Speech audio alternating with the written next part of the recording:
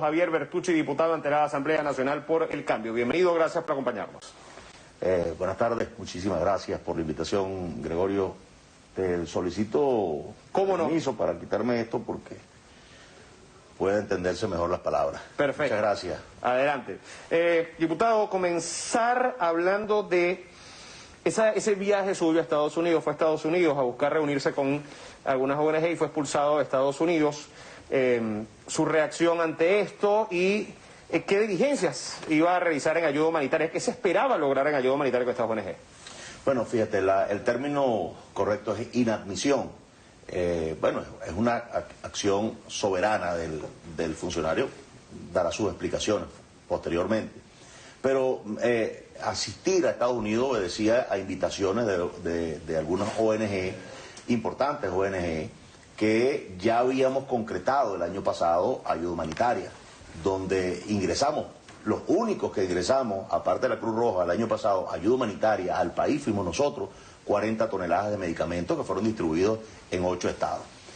Con estas mismas organizaciones ya comprobado que podemos ingresarlo, comprobado la distribución, sin ningún tipo de sectarismo, ni religioso, ni político, sino que se le entregó a las familias que requerían el medicamento. Entonces fui invitado por estas organizaciones para ir a un programa de más envergadura para Venezuela, ¿no? A eso obedecía. Me acompañaba mi esposa, mi hijo y mi cuñada, porque mi hija vive legalmente y trabaja legalmente en Estados Unidos. Y bueno, se quedaban en Miami y yo iba a seguir a los lugares donde tenía las reuniones. Y eso estaba absolutamente comprobable, ¿no? Lo que es lamentable es lo que se intentó hacer. Fue un saboteo a la posibilidad de traer ayuda humanitaria para nuestro sufrido pueblo, que no sé cuánto tiempo, Gregorio, vayamos a tardar en salir de este hueco, de esta crisis donde estamos metidos, que pasa por una negociación política.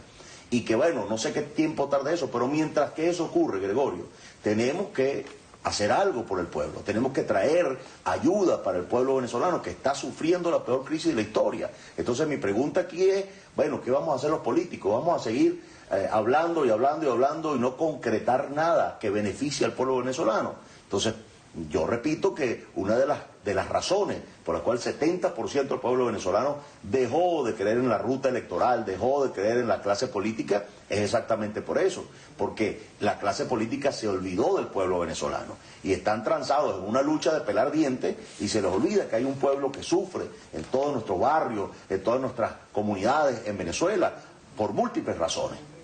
Y una de las principales es que nosotros tenemos que mantener de alguna forma a nuestro pueblo atendido mientras que podamos ponernos de acuerdo y entender que la prioridad de la clase política no pueden ser sus partidos, no pueden ser sus egoísmos o sus intereses personales. Debe ser Venezuela y su gente. Diputado, después de esta inadmisión de Estados Unidos a su persona, hubo distintas reacciones de factores de oposición, de líderes de distintos factores de la oposición que aprovecharon el momento para reiterar la acusación de que usted no es realmente opositor y que solo sirve a intereses del Ejecutivo Nacional. ¿Qué responde usted a esas personas que ejercen esa crítica contra usted?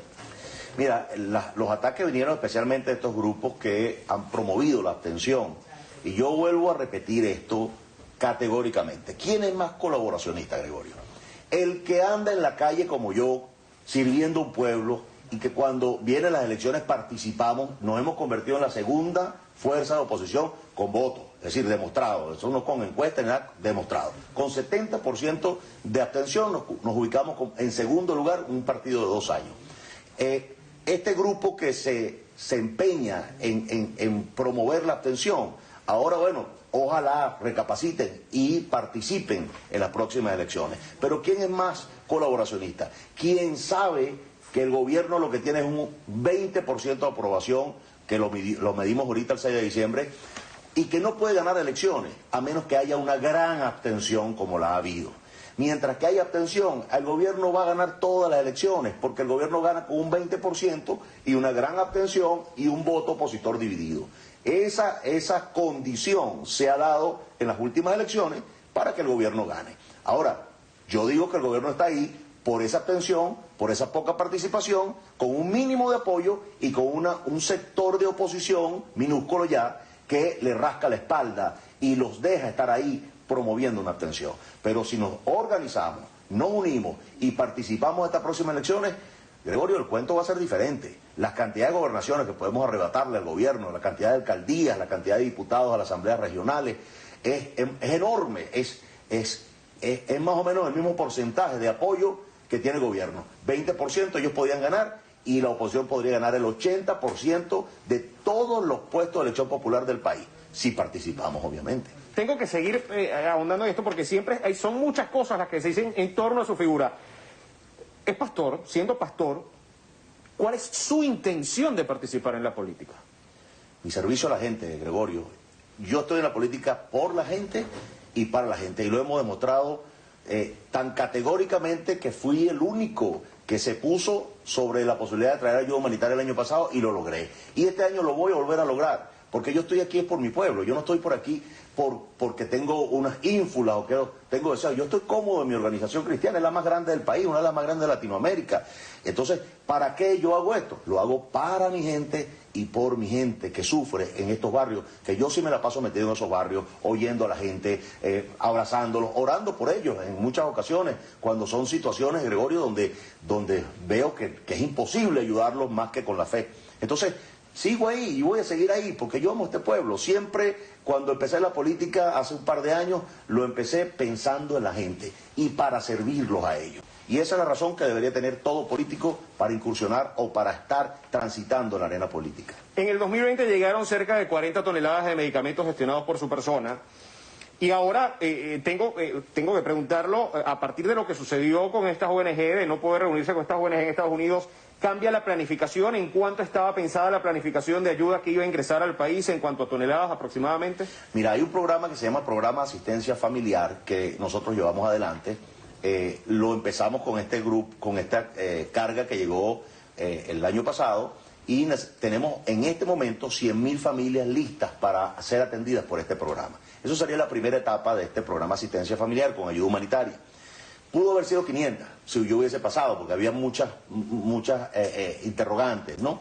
Pero bueno, vamos a empezar un poco tímidos, por decir, con 100.000 familias distribuidos a nivel nacional y vamos a ir avanzando como vayamos demostrando no solamente que la ayuda puede e ingresa al país, sino que se distribuye en las condiciones de los requerimientos de las organizaciones que me apoyan. Es decir, que no tenga proselitismo político, que no tenga proselitismo religioso, que solamente lleve la ayuda al que lo necesita. Ahora bien, si la persona que lo recibe quiere que se le haga una oración porque está desesperado, no, ahí está mi gente para hacerlo. Y si necesitamos apoyarle de otra forma, lo vamos a hacer en un programa muy completo, que no solamente es alimentos y medicinas, sino que se levanta una información de la familia en general, ¿no? Hay familias que necesitan una intervención quirúrgica, hay una familia, por ejemplo, que necesita una prótesis y que tiene una niña de 16 años postrada en una silla de ruedas porque no tiene el dinero para comprar la prótesis. Entonces, bueno, nosotros vamos gestionando, en este caso, en este programa, familia por familia los requerimientos. Es decir, no es al arboreo, no es a la forma silvestre, que llega la ayuda y tú la riegas como sin ningún tipo de control. No, esto es un programa controlado, que se levanta una data, se levanta una información de la familia y se la atiende familia por familia según su requerimiento. Hay un tema importante que se ha tocado en la Asamblea Nacional reiterativamente en cuanto al calendario electoral, que es el tema de las megaelecciones. La Asamblea Nacional derogó una ley que prohíbe las megaelecciones y ahora viene la pregunta que le quiero hacer con un dato que usted acaba de mencionar y con el que he hecho mucho hincapié. 70% de abstención en las elecciones recientes. ¿Cómo es el camino para llegar a unas megaelecciones? ¿Sería conveniente realizar para la oposición unas megaelecciones bajo ese escenario que usted plantea y en un lapso en el cual estarían planteadas probablemente en este año? Sí, bueno, mira, yo creo que una de las formas o de las maneras de poder levantar la participación es hacer megaelecciones. Recuerda que los porcentajes de participación con elecciones a gobernadores y alcaldes es la que le sigue a las presidenciales, ¿no? Las elecciones parlamentarias siempre han sido poco asistidas.